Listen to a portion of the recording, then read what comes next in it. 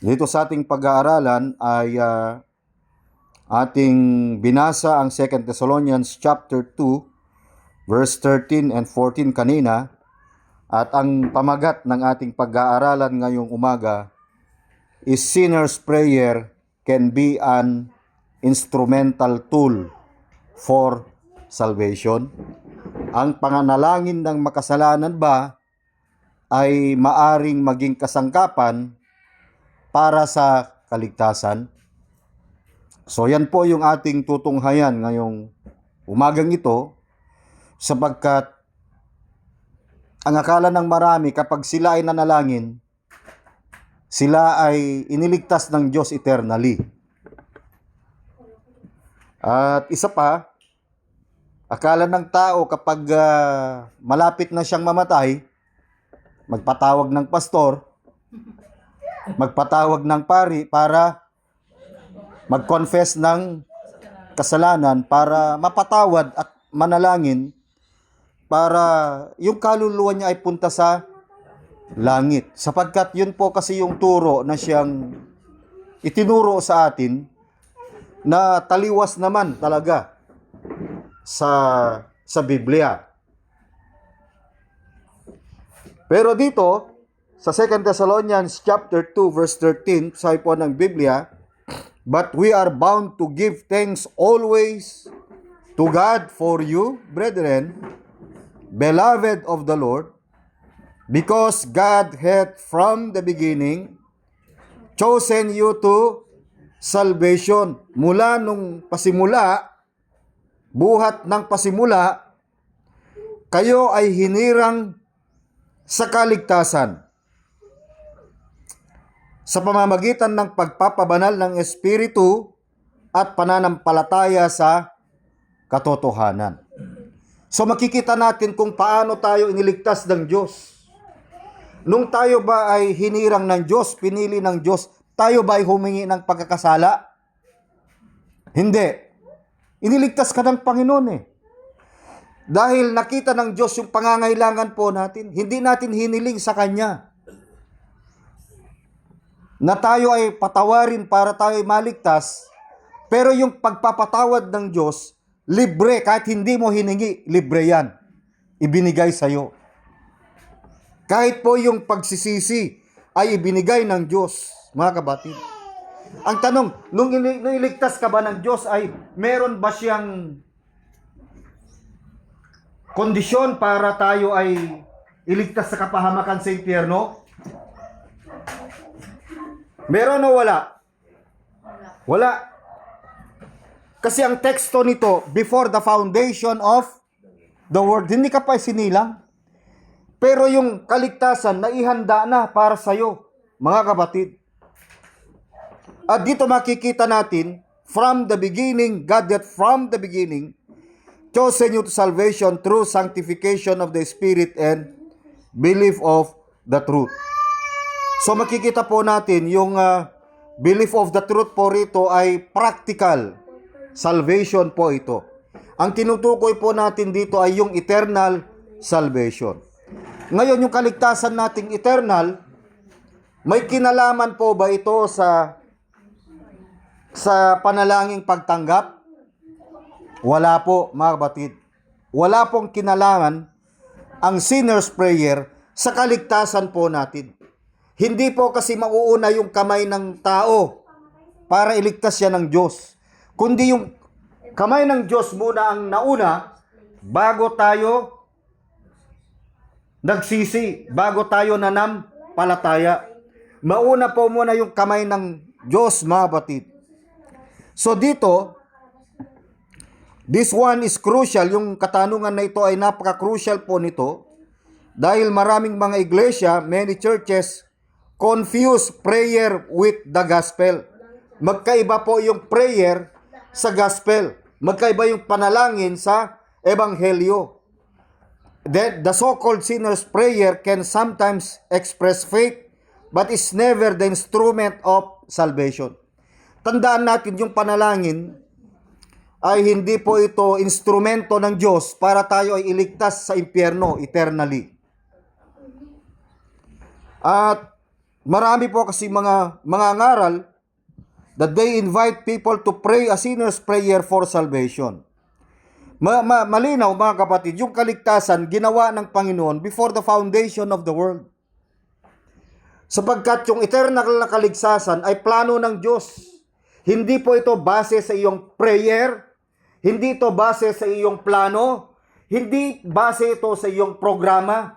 Ito ay kalooban ng Diyos lang. Ang Ama, ang Anak, at ang Espiritu Santo ang siyang nagplano para sa ating kaligtasan. Wala na pong iba.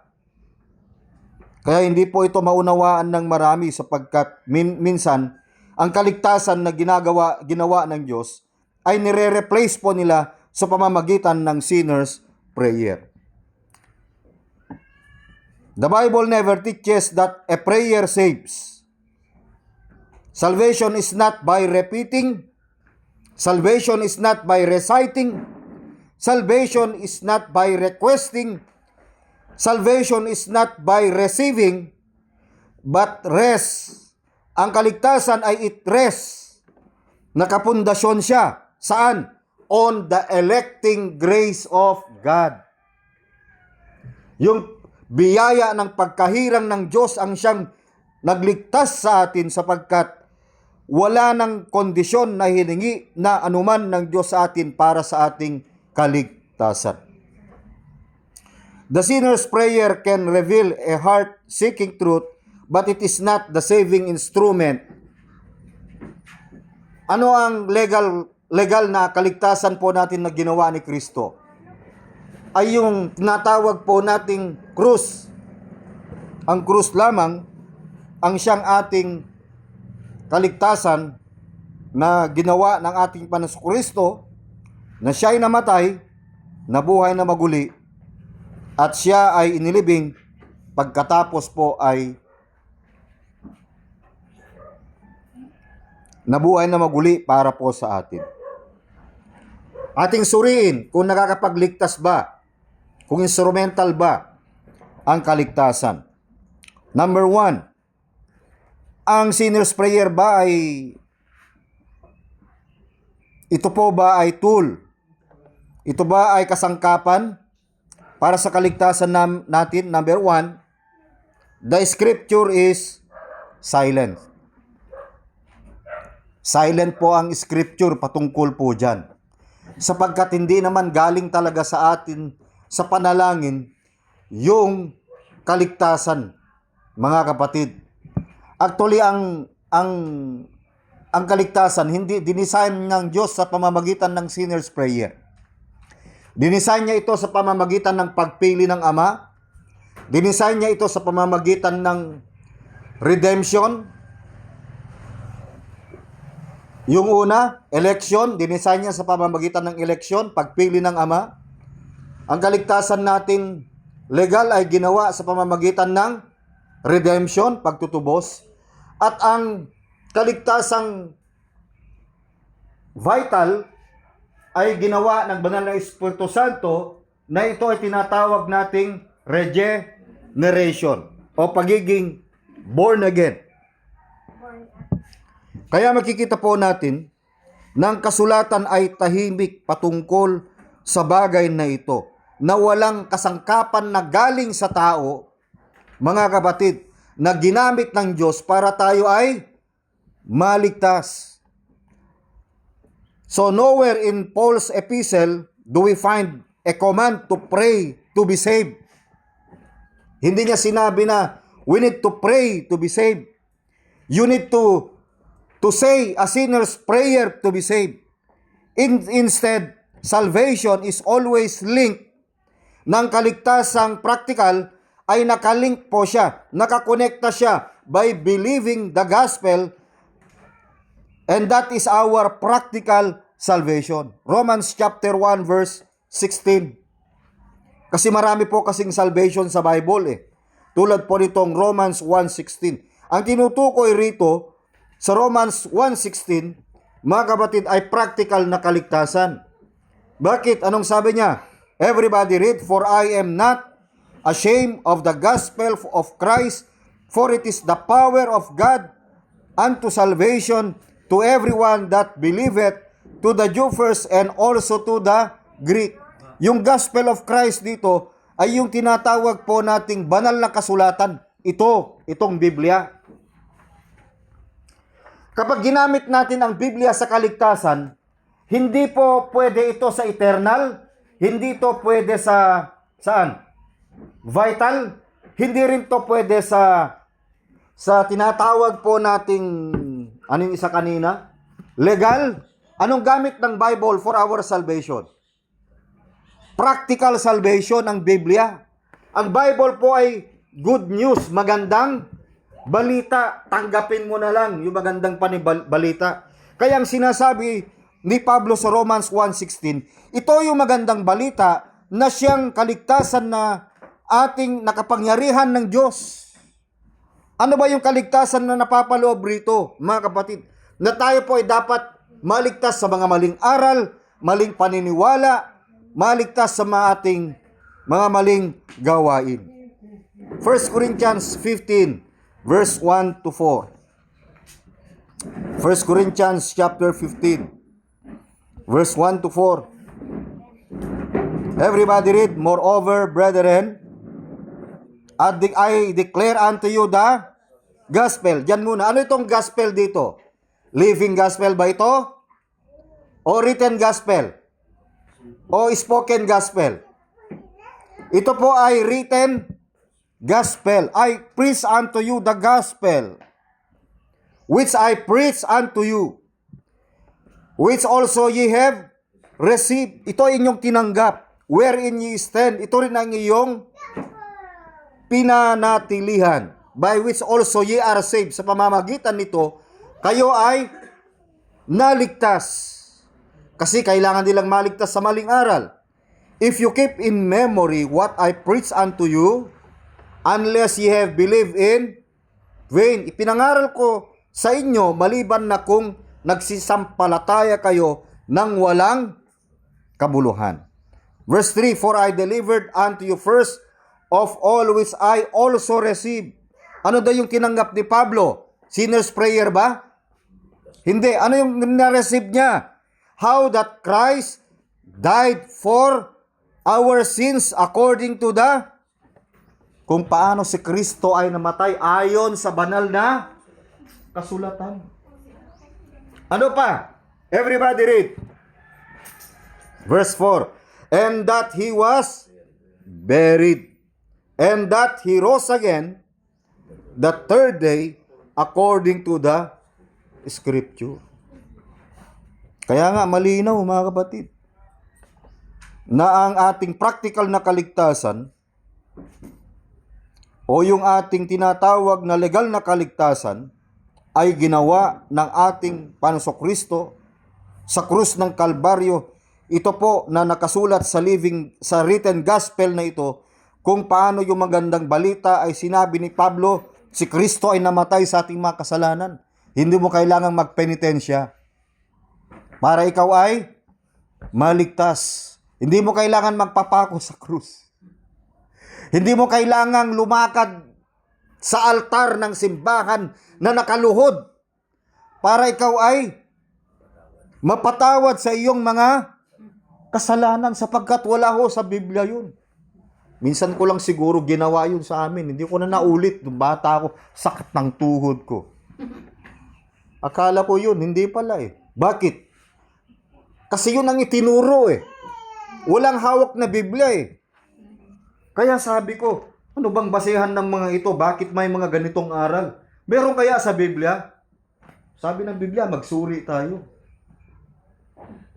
Baka naman oo ka lang ng oo. Opo. Puro opo. Na walang suri. Okay, number 2.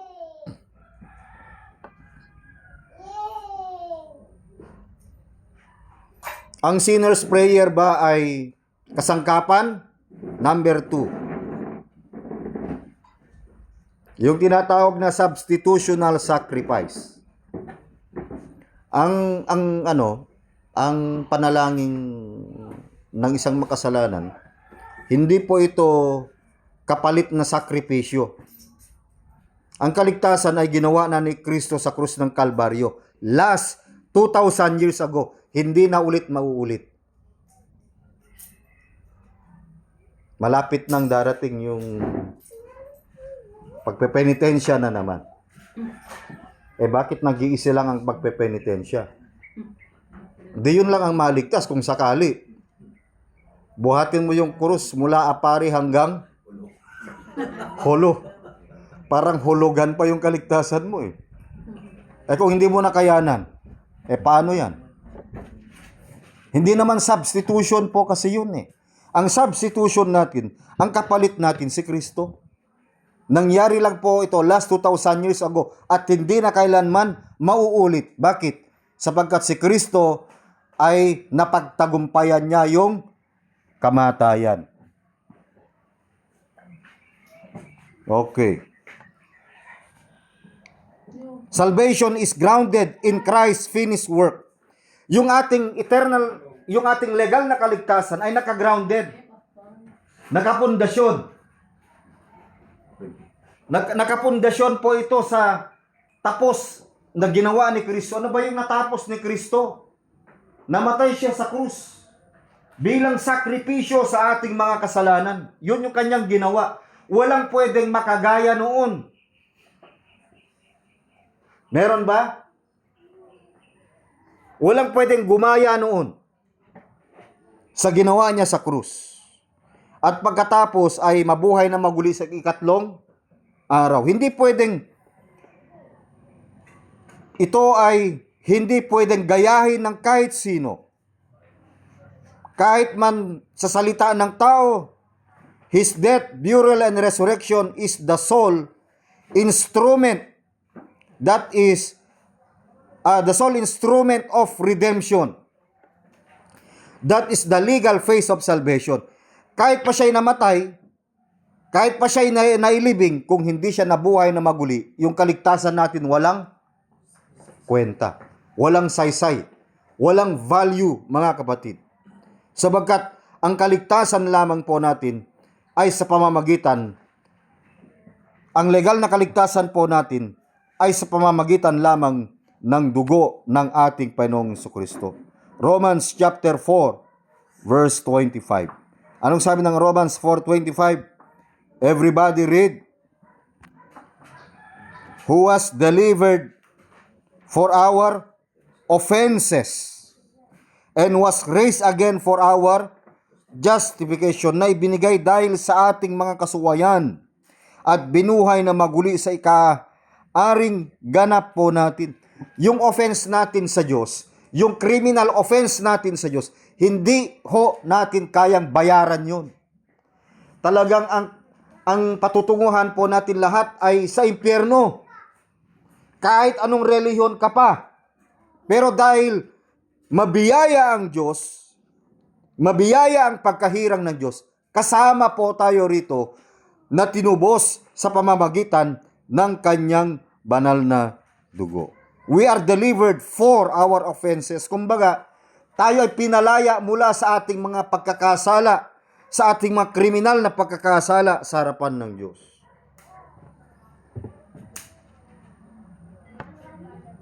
Kaya wala pong substitutional sacrifice na naganap na galing sa tao, kundi ang substitution po natin ay walang iba, kundi ang ating Panginoong Jesucristo. He is our substitute in our offenses. Number 3, ang sabi nila, ang sinner's prayer ba instrumental? Kasangkapan ba? Pangatlo na makita natin, spiritual simplicity daw ang sinner's prayer. Madali lang maligtas. ABC. Alam nyo, ang kaligtasan, wala sa kamay at pagdesisyon ng tao. Ang kaligtasan. Nung pinlano ng Diyos ang ating kaligtasan, naganap po yan before the foundation of the world. Ephesians chapter 1, verse 4. According as He hath chosen us in Him, kailan? Before the foundation of the world, that we should be holy and without blame before Him in love. So, ang ating kaligtasan, ang ating eternal kaligtasan, it was planned before the foundation of the world. Ano ang ginawa niya before the foundation of the world? We are chosen. Verse 5, we are predestinated, having predestinated us unto the adoption. We are adopted by children of Jesus Christ to Himself. Sinong may plano? According to the good pleasure of His will. Na ayon si minagaling ng kanyang kalooban. May kalooban bang tao rito sa kaligtasan? Meron, wala? Wala. Bakit ka pinili? Verse 5, to the praise of the glory of His grace, wherein He hath made us accepted in the beloved. Kaya, makikita po natin, yung ating pagkahirang ay electing grace of God. Ito po ay biyaya ng Diyos. Ephesians 2:8 and 9, for by grace are ye saved through faith, and that not of yourselves. It is the gift of God, not of works, lest any man should boast. A prayer is an action, faith is a gift. Kaya hindi pwedeng mag-mix yung action at saka yung gift. Kasi kung ang kaligtasan natin ang based on our hand, based sa ating pagtanggap, at hindi ka naman tinanggap based on our self-believing or self-confessing, nagkakamali po tayo, mga kapatid. Kasi ang acceptance ay ginawa ng Diyos. Bago tayo tumanggap sa Panginoon, tinanggap ka muna ng Panginoon. Accepted in the beloved according to verse 6. Kaya makikita po natin, number 4, ang salvation po ay, ang practical salvation naman ay by believing. Hindi natin ikakaila na ang believing ay result of our salvation. Acts 13:48, salvation by believing, not by begging. Kaligtasan sa pamamagitan ng paniniwala, hindi sa pagmamakaawa. Acts 13:48.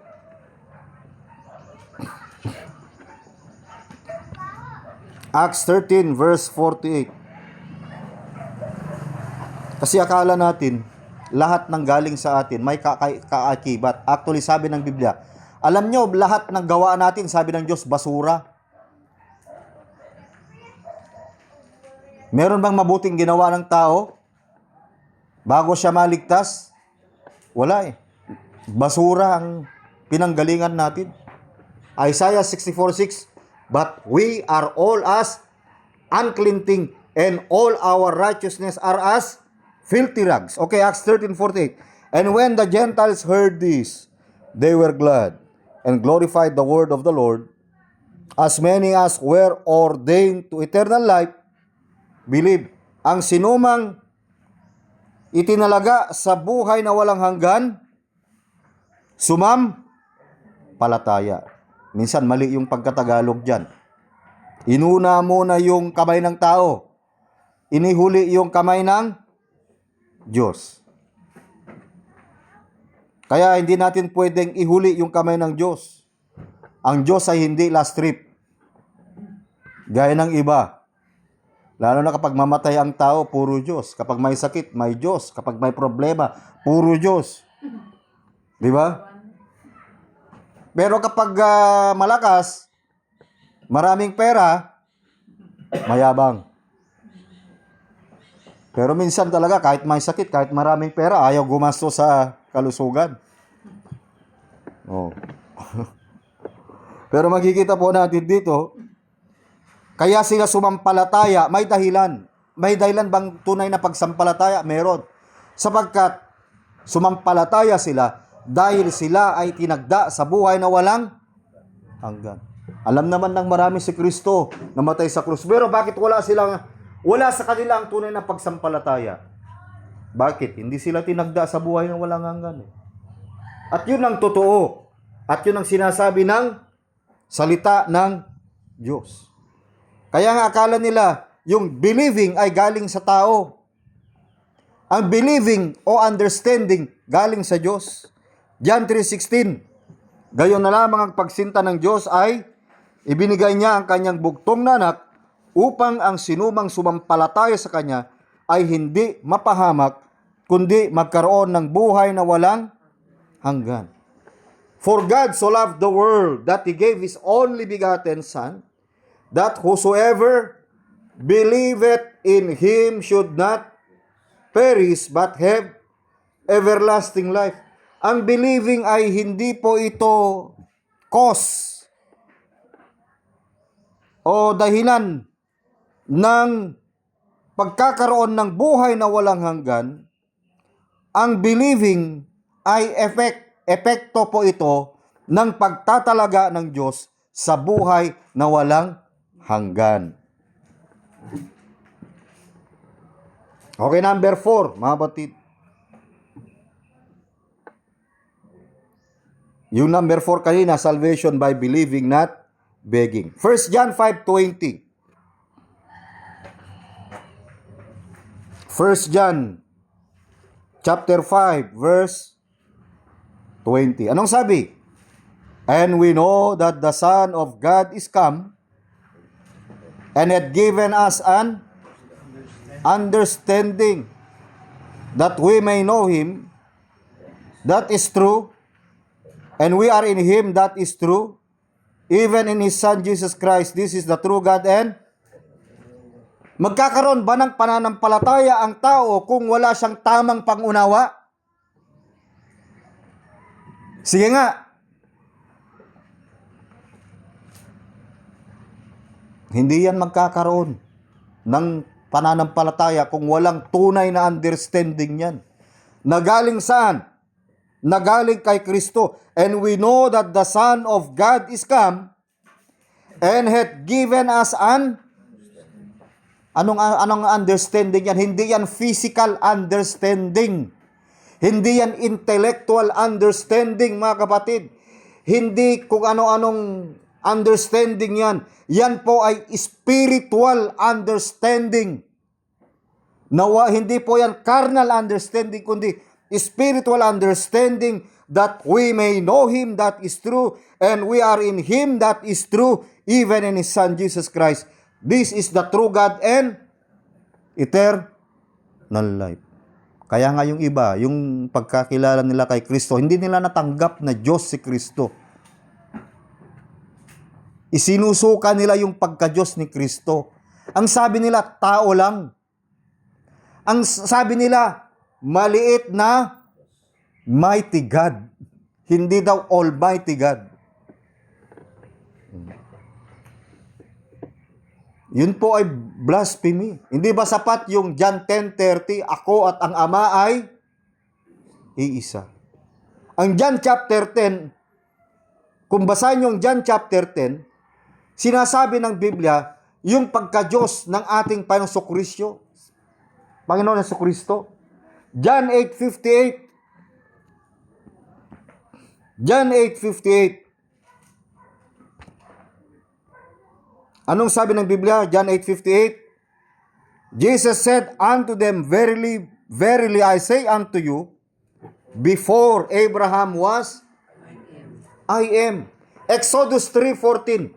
Sino yung nagpakilala roon sa Exodus 3:14? Everybody read. And God said unto Moses, I am that I am. And he said, Thus shalt thou say unto the children of Israel, I am hath sent me unto you.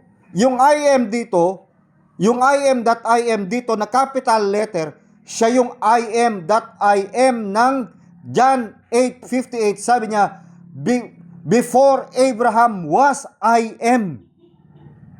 Amen? Hindi ho magkakontra yan. Siya yung nakausap ni Abraham. yung Diyos na yan na nagkatawang tao para sa ating kaligtasan, para tuparin ang kaligtasan ng marami. Kaya mahalaga po, mabatid, na ating makita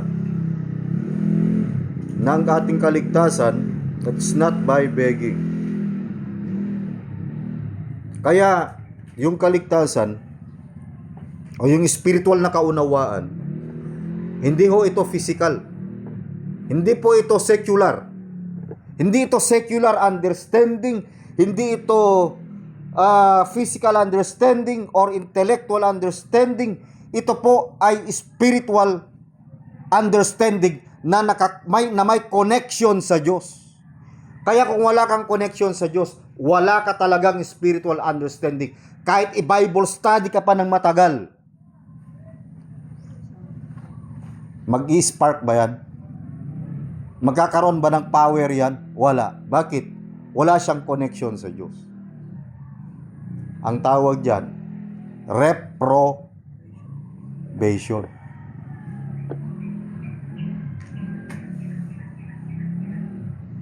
Romans chapter 10, verse 9 and 10. Makikita natin yung practical believing dito sa Romans 10, verse 9 and 10. Romans chapter 10, verse 9 and 10. That if thou shalt confess with thy mouth the Lord Jesus, and shalt believe in thine heart that God hath raised him from the dead, thou shalt be... tignan nyo. Dito maliligtas pa lang siya. Kasi yung kaligtasan na tinutukoy dito ay practical. Ang mga Hudyo nung araw, walang kaalaman kay Kristo. Hindi nila alam ang banal na kasulatan. Si Apostol Pablo, siya po yung apostol para sa mga hentil na nagpapaliwanag sa kanila na ang banal na kasulatan, ang katibayan na si Kristo ay dumating na nga. Pero ang mga Hudyo sa panahon natin ngayon, hindi pa nila tanggap na si Kristo ay darating. Parating pa lang. Kaya sineset up nila yung third temple nila. Actually, tayo yung third temple ng Panginoon. Ng Holy Spirit ay nagdwell sa atin, mga kapatid. Ang akala ng iba, ang templo ay yung ganitong building na nasira, na itinayo, na kagaya ng kasing ganda ng The Church of the Latter-day Saints, o kasing ganda ng Church of Christ. Hindi ho yun. Tayo mismo yung templo na dito sa puso po natin, nanahan ng Diyos sa puso po natin. Kaya yung iba hindi sumamba dahil simbahan ay sira. Hindi naman po yung dahilan eh. Ang pagsamba, nandito na sa puso natin. Puso ba to? Mali. Ay, tama. Ang puso nasa kaliwa. Wala sa kanan. Pwede kaya transplant sa kanan? Bakit left? Kasi left eh. Verse 10. For with the heart man believeth unto righteousness, and with the mouth confession is made unto salvation. Yung practical salvation, confirmation po ito na dapat mag-reflect sa iyo yung ginawa ng Diyos. Kaya nga sabi ng Matthew chapter 5:16 sa practical na kaligtasan, Matthew 5:16. Anong sabi ng Biblia? Everybody read, let your light so shine before men that they may see your good works and glorify your Father which is in heaven. Kaya sa practical na kaligtasan, makikita po natin yung kaligtasan natin dito sa Romans 9 and 10 na dapat mag-ilaw, magliwanag ang ginawa ng Panginoong Kristo sa puso natin, sa buhay po natin, hindi lang sa nguso natin.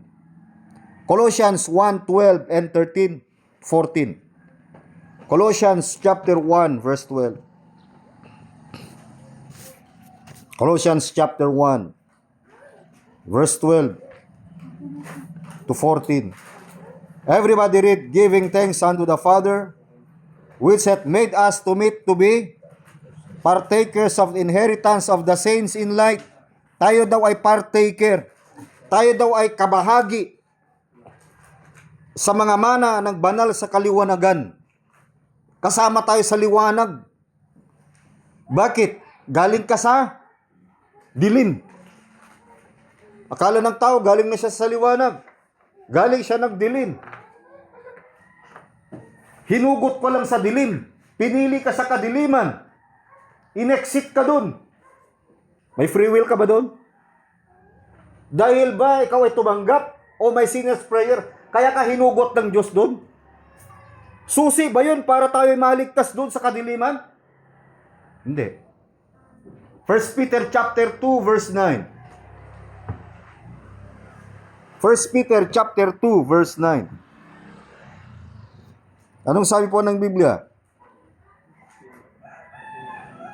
But ye are a chosen generation, a royal priesthood, an holy nation, a peculiar people. Hindi ka basta-basta na tao. You are not an ordinary people. You are just an extraordinary people, that ye should show forth the praises of Him who hath called you out of darkness into His. Kaya nga, partaker tayo ng light eh. Sino yung light? I am the light of the world, sabi ni Jesus. May kakayanan ka ba doon na umalis sa kadiliman? Kung gabi nga, wala kang kakayanan para i-restore. Antayin mo yung liwanag mamaya. O yung gabi mamaya. Wala kang karapatan doon. Diyos ang humugod sa'yo doon. Grace ng Diyos. Hindi na dahil sa nanalangin ka ng sinner's prayer, para piliin ka ng Diyos doon. Hindi. Yung iba, natutulog pa lang. Antayin lang nila yung time salvation. Ganun naman ang nangyari sa atin eh. Kahit nga walang nangaral, kung may makarinig tayo ng magandang balita, talagang kung hinugot ko ng Diyos mula sa kadiliman patungo sa kaliwanagan, talagang maririnig mo yung boses ng Diyos. Bakit? Sino ba nagbigay ng pandinig? Diyos. Sino ba yung nagbigay ng liwanag sa ating mga mata? Diyos. Lahat sa Diyos yan. Yung pang-amoy, pakiramdam, panlasa, lahat po yan galing sa Diyos. You are called out from darkness into His marvelous light. Ituloy po natin, partaker po tayo. Kahit minsan ayaw mong mag-attend. Kahit minsan talagang ang sarap matulog kasi puyat eh. Dahil may arthritis. High protein pala. Okay, verse 13. Tuloy natin, Colossians 1:13. Nung tayo ay hinugot ng Diyos sa kaliwanagan, sa kadiliman. Colossians 1:13. Salamat ka. Salamat tayo. Alam niyo kung bakit? Yung iba naghahanap pa ng kaligtasan. Tayo hindi na. Binigay na ng Diyos sa atin, nasumpungan na natin yung ilaw, yung liwanag. Akala nila kasi, yung tamang pinagdadaluan na yun eh. Basta may worship, basta may sayawan, okay na yan. Oh. Kaya sa practical, kaya tayo nangangaral, practically, para makita ng tao yung liwanag, tamang liwanag ng salita ng Diyos. Kasi akala natin talagang nasave tayo sa naging kasangkapan ng Diyos ang pastor, naging kasangkapan ng Diyos ang sinner's prayer, naging kasangkapan ng Diyos ang gospel tracts. Nung nag-meet ba tayo, Brother Dick, may gospel tracts ba? May wala ngang Bible study. Hindi ko nga rin may paliwanag, Brad, kung bakit ka nandito eh. Oh. Dahil lang sa ginto ni Brother Jmar na nasa balon ni Brother Dick. Yun lang naaalala ko ron. Nakuha na ba, Brad? Wala pa. Pero masumpungan mo yung tunay na ginto ng buhay. Alam nyo, minsan talagang hindi natin kaya, pero yung biyaya ng kamay ng Diyos talaga. Nanay Aida, Wala, every Monday, hindi mga nagba-Bible study. Si Nanay Day, pag ganun-ganun lang. Hindi natin alam kung paano kumilos ang Panginoon. Kahit sino sa atin dito. Meron tayong, hindi ko kayang ikwento lahat ng buhay. Si Brother Vince, parang ayaw pa nung araw. Kakilala kami sa Acacia. Sa saan ba yun? Karitan ba yun? Ano ba yun? Sa Land Bank? Karitan ba yun, Brad? Sabi ko, si nanay mo nag-a-attend sa amin, nagta-tricycle ka pala, naka-short pa sexy Halos yung short, hanggang dyan Pag nag-bike, nakasando, kasama si Sir Jonah, magpapacheck up, naka-bike. Lahat tayo may kwento ng buhay, Manang Pepay. Atin sundo ni Pastor Jude, ang punta kami ng padul, talaga putik yan, talagang sinusundo yan ni Papa Ray, kung saan-saan. Siya na lang yung lumang membro ni Pastor Jude dito na natira. Nag-iisa. Jojo, kasama lang namin yan. Naguhukay ng buhangin sa ilalim ng bridge. May kanya-kanya tayong time salvation.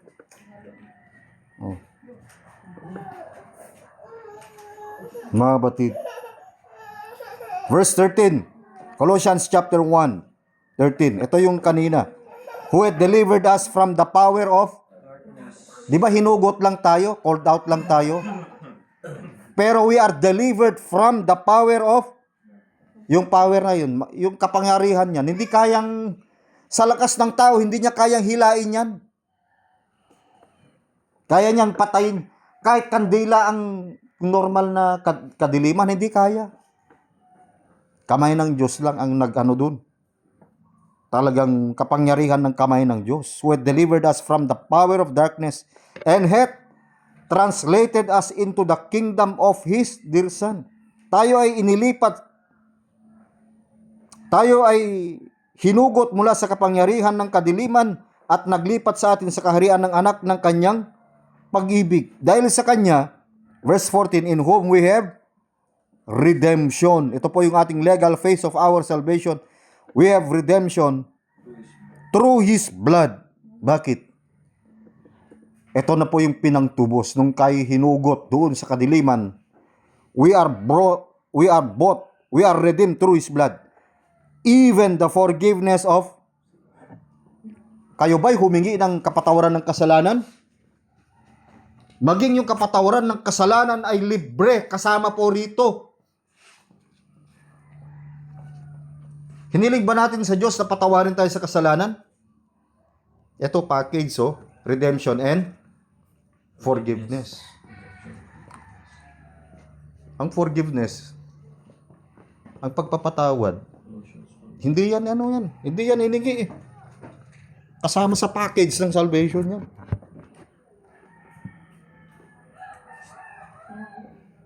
Hindi mo ito hihilingin kapag mamamatay ka na.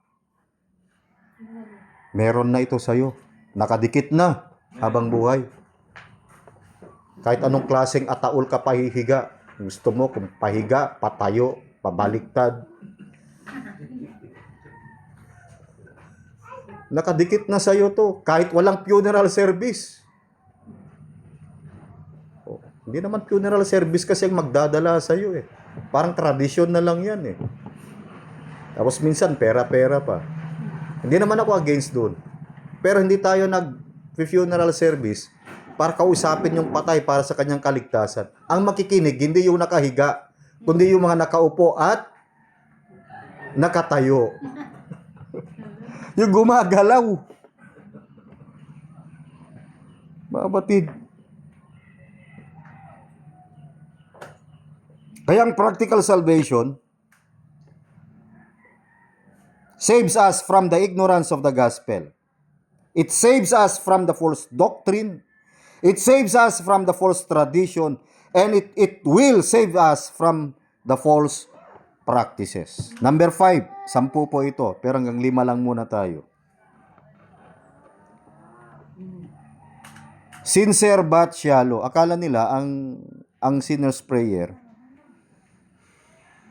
ay kahit sincere pa yan, kahit napakatapat pa yan, pero hindi pa rin ito ginamit ng Diyos para tayo maligtas Mababaw po kasi yan Kahit hindi naman namatay si Kristo, kung talagang accept, believe, and confess, kahit wala na yung kamatayan ni Kristo, pwede ka nang maligtas, tama? Ang problema ng tao, inaangkin kasi ng marami kahit pastor yung kaligtasan. Sabihin, Brad, kung hindi dahil sa akin, hindi ka naligtas. Oh. Wala akong katuruan na ganun. The sinner's prayer may be sincere, but sincerity does not equal salvation. People can pray without truly trusting the gospel. Matthew 7:21 to 23. Matthew 7:21 to 23.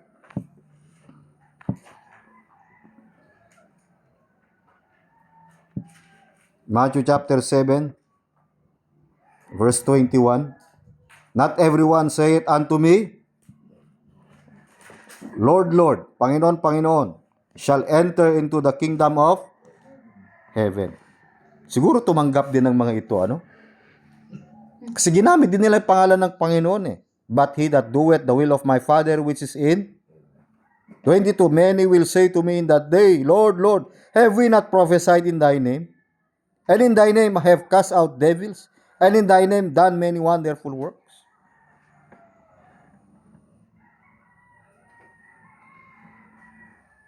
Di ba, ang binabanggit nila din, pangalan ng Panginoon. Pero sabi ng Biblia, hindi ko kayo kilala. And I will profess unto them, I never knew you. Depart from me, ye that work iniquity. Yun ang malungkot eh. Tinanggap din nilang Panginoon kasi Lord, Lord, sabi nila eh. Pero sabi ng Biblia, ang masakit, itong mas masakit pa sa COVID. Mas masakit pa ito sa nawalan ng gasolina. Na mataas na presyo ng gasolina. Ito ang eternal na masakit. I will profess unto them, I never knew you. Depart from me, ye that work iniquity. Masakit na salita to. Para kanino ba ito?